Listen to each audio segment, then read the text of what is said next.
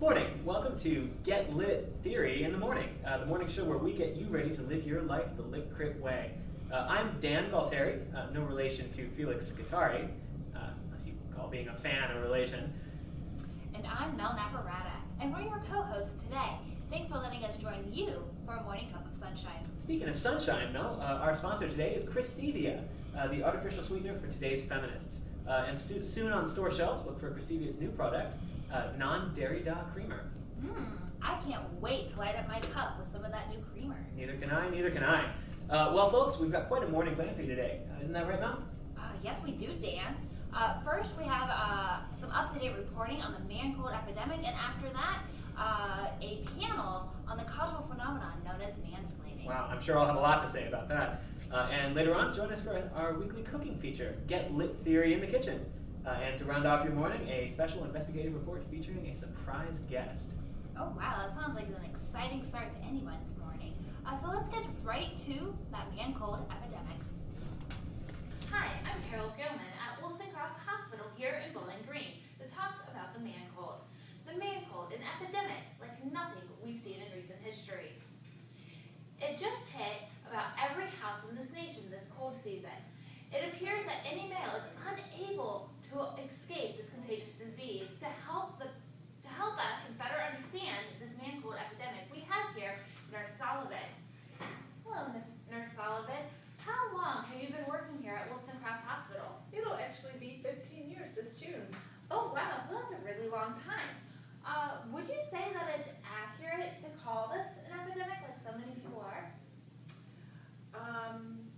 Technically, yes. By definition, an epidemic is a widespread occurrence of an infectious disease in a community at a particular time. But we typically don't call the widespread occurrence of the common cold an epidemic. So it is an epidemic. Would you say that it's as serious as the Black Plague back in the 1400s? Seriously? I mean, the Black Plague killed between 75 and 200 million people. The common cold? I really don't think so.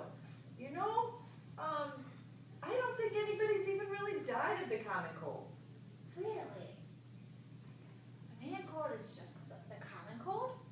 These men are explaining symptoms that are much more serious than just the common cold.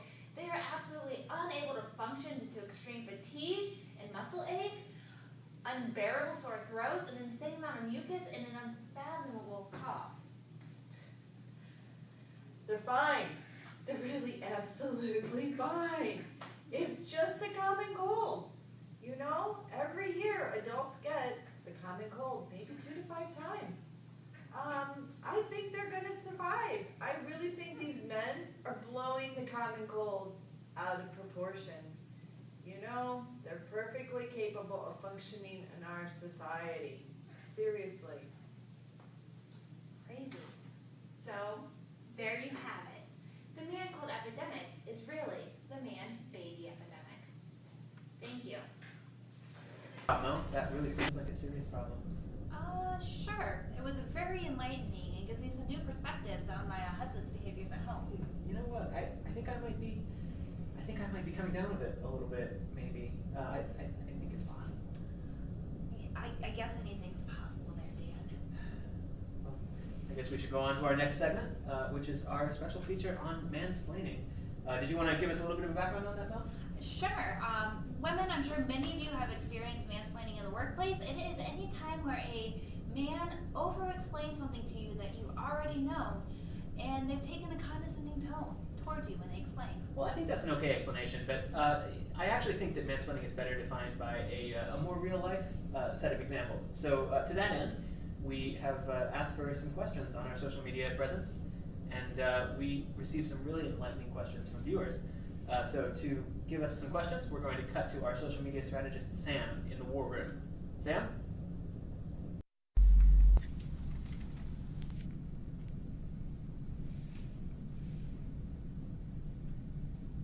Our first question is from Sarah and Mommy. What's the best way to deal with mansplaining in the workplace? great question, Sarah. I'm sure that there are many women who have the exact same problem. One advice from experts is to challenge these men on how they know and to ask for factual information.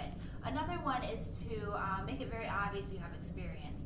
And you can honestly just over-exaggerate with a yawn and let them know that you're bored with their over-explaining. So actually, I think what you should do is definitely make sure to challenge them on that and do that in a way that's maybe a little subtle. Maybe by overreacting a little bit to the things they're saying. Because when you overreact, you send a message, and that message is that hey, I'm not that dumb. I don't need to hear that stuff. Because this mansplaining thing is really a serious problem, and I think that we need to kind of tackle it head on. Show you're smart. There you have it, ladies. All right. Our second question comes from another viewer. So Sam, take it away.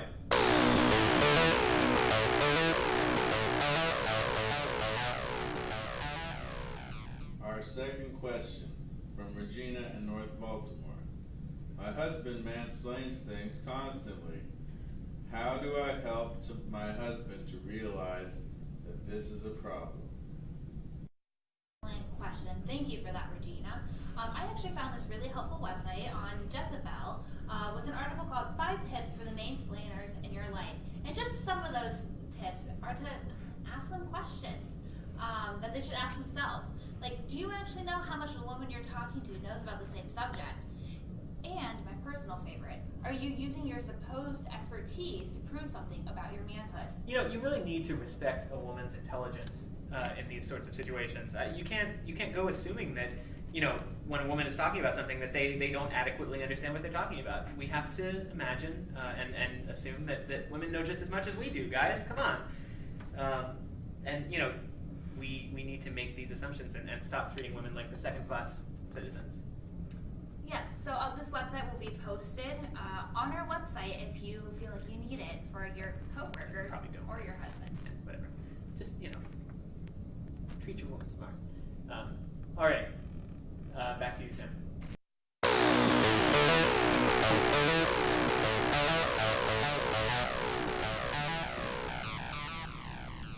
Our third question from Stu in Perrysburg.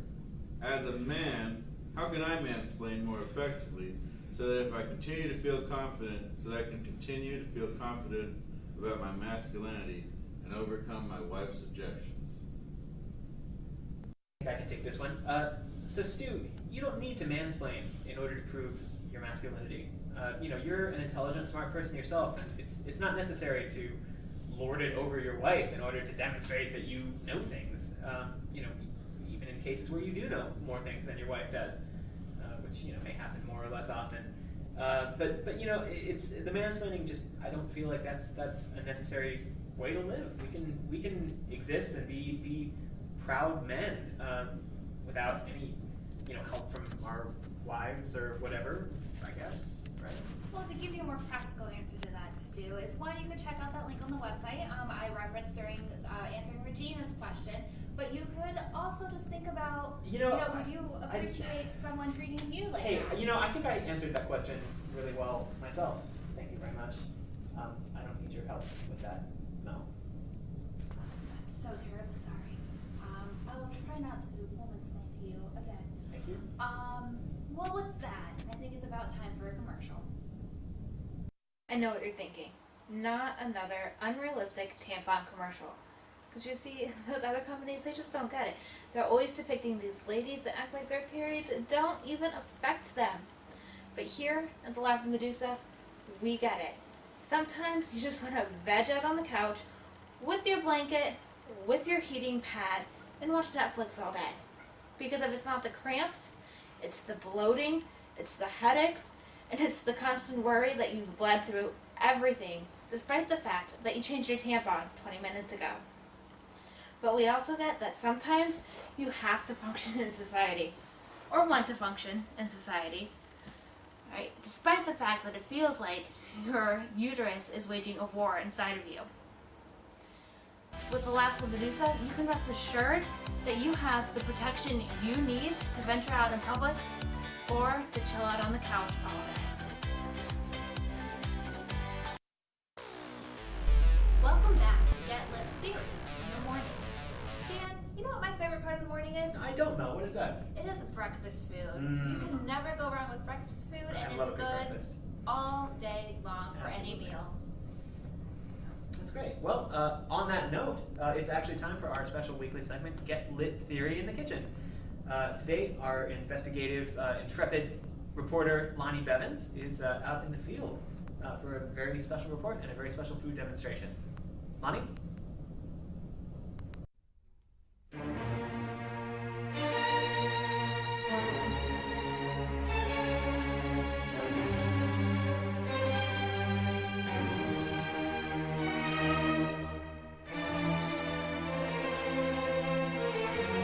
Thank you, Mel.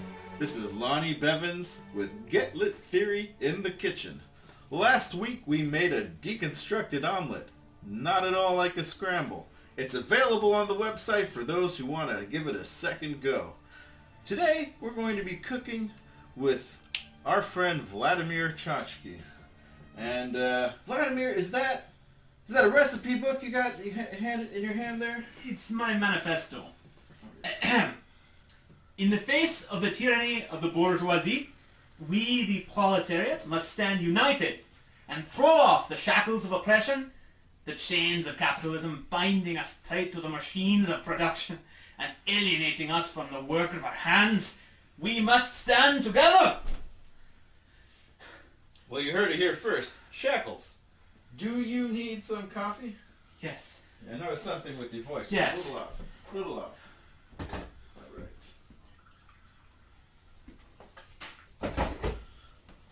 There you are, sir. As you can see, our friend lives in a pitiful state. Thank you. Thank you so much. Oh, his voice is back. His voice is back. That's great. That's great. So what are we making today? Today we are making Mark's cakes.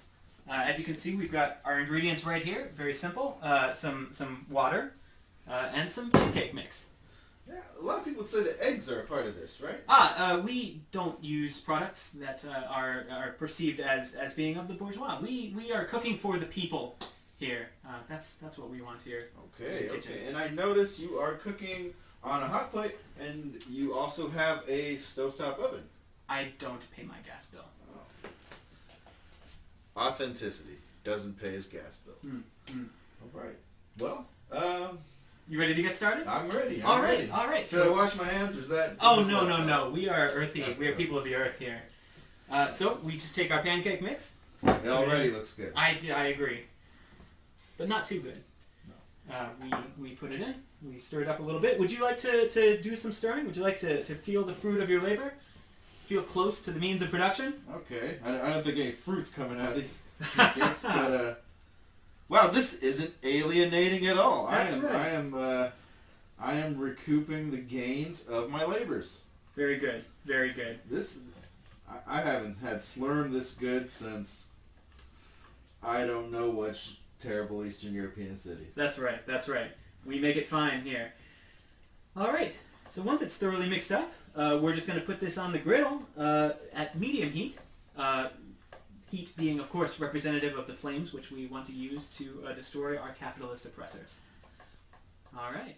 Vlad here, getting pretty far along on his Mark's cakes. That's right. They're looking good. Golden brown. Someone Little say- emaciated, but not bad. Some would say a little doughy. Little doughy. An emaciated but doughy. That's an No. interesting- The proletariat is not doughy. Uh-huh. The proletariat is well toned from hours of work in the fields Okay. at the Okay. factories, Okay. from which they must be freed.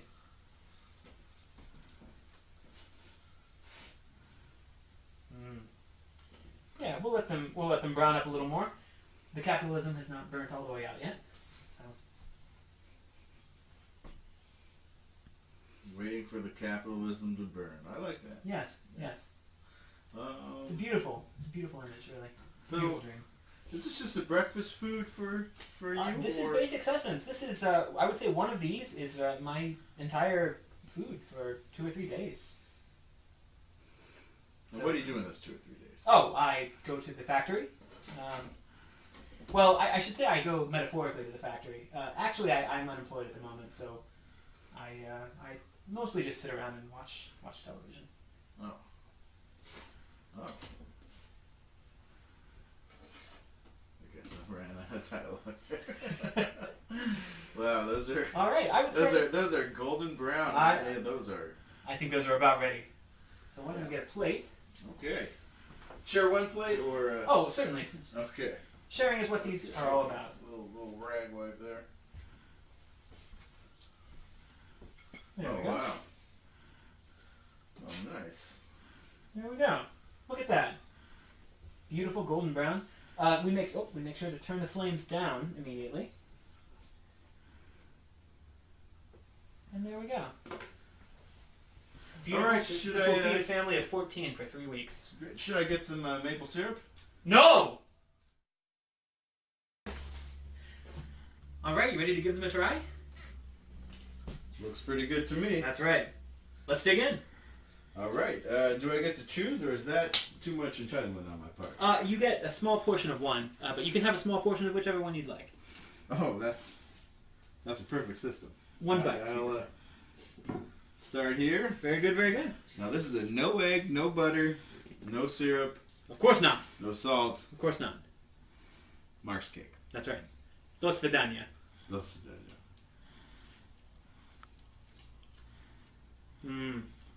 Feel the lack of flavor?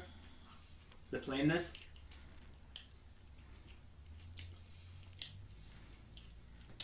Put me in the line and give me something to assemble. That's right. This is some high quality garbage. Thank you. Thank you. The chewing never stops. Wow, those mark cakes certainly look economical. That's for sure, Mel. Looks like a great way to add a little materialistic superstructure to your morning. Now we're joined by one of the most preeminent cryptozoological theorists working in the Midwest today, Dr. Bernard Astor Hoffman. He joins us today to reveal some exciting things about Bigfoot. Now, a cryptozoological theorist isn't someone who works in a zoo, and you don't always work in a crypt. Can you explain what a cryptozoologist does and then what you do? A cryptozoologist is someone who works toward the discovery of rare, new, or mythic animals. A cryptozoological theorist hears discovery, rare, new, and animals in quotation marks, as reified shorthand not to be trusted. Rather than pursue the appropriationist agenda of discovering rare animals, we like to contextualize them and recognize their agency from a distance. Further, we reject the hegemonic placement of animals in the category of rare. These creatures are not rare to themselves. So you don't find animals yourself?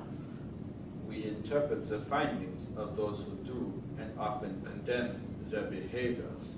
In the event that we inadvertently stumble upon a pre-authorized entity, we will simply walk backwards from the creature and explain the ways in which we respect their agency, their alterity, and historically situated structures of thought that put our two bodies in a binary. I myself am working hard to dismantle this binary and bring the movement to a more advanced post-cryptozoological theory. That's very interesting. So when you find the animals, do you put them on display? But we are all on display. Tailors, dummies, stuck before the window of interpretation, smudged and smeared with the ravages of late capitalism. Should we become beasts, we should consider ourselves lucky. Wow, that's deep. We should hear it in an original Estonian. Well, we hear you have some very interesting footage of Bigfoot to show us, and some of this is footage that is being shown for the first time. Is that right? Yes. This sighting occurred in the western hinterlands of Michigan and has been shared over the internet many times over. A young hiker and his Frau were in the woods and caught on camera a scene of great dimension of Bigfoot himself. What I have is the raw footage from a phone found at the site of the sighting that has not been released. It begins after 10 minutes of silence. All right. Let's roll the tape.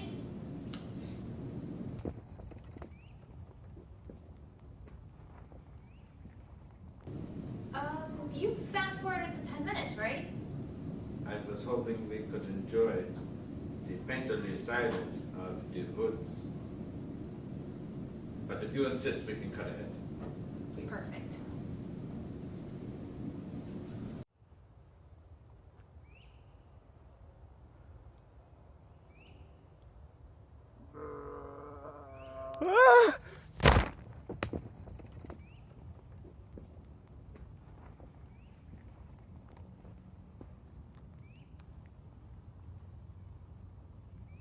Our temper.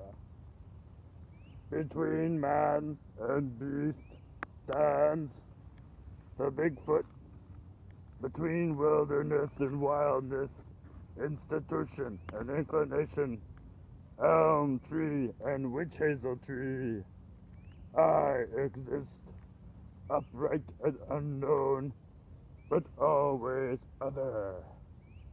In fall, the Bigfoot writes treatises on dry leaves, but nobody reads them, and the leaves dissipate into nothingness, and winter winds carry leaves away. Bigfoot doesn't mind. Bigfoot doesn't believe in making materialist footprint of capitalist exploitation.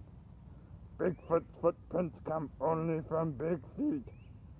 Some say since Bigfoot never meets other Bigfoots and can never know himself a subject.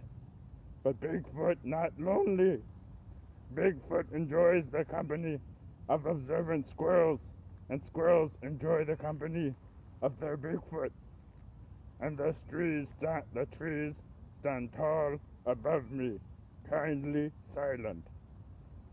For Bigfoot, loneliness is product sold by human culture industry.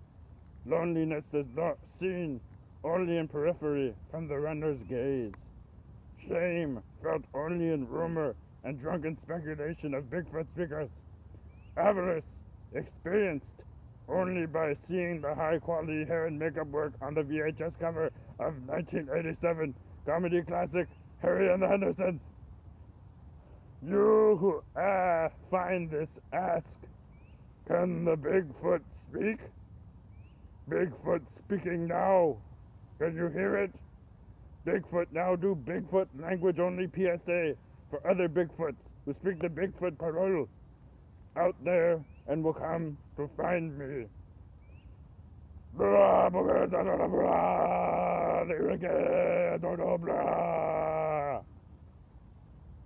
And communication.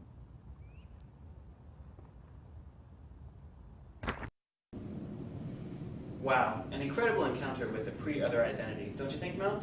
Absolutely, Dan. That was just jaw-dropping. Absolutely. So, Professor Hoffman, have you decoded that last message? I have a provisional sense of what it means, yes. I'm not going to give this information away. I'm up for tenure. Ah, of course. I'm sorry to expect so much from you. Well, thank you very much, Professor Hoffman. And thank you for joining us for this episode of Get Lit Theory in the Morning. I think that's all the time we have for today. Yeah, most definitely. So that wraps up our show, and thank you so much for joining us. And stay tuned for tomorrow's show, where we will have an exciting discussion on whether globalism exists. And is your dog a racist? Thanks, Mel. Once again, I'm Dan Gualtieri. And I'm Mel Naperiata. Have a great morning.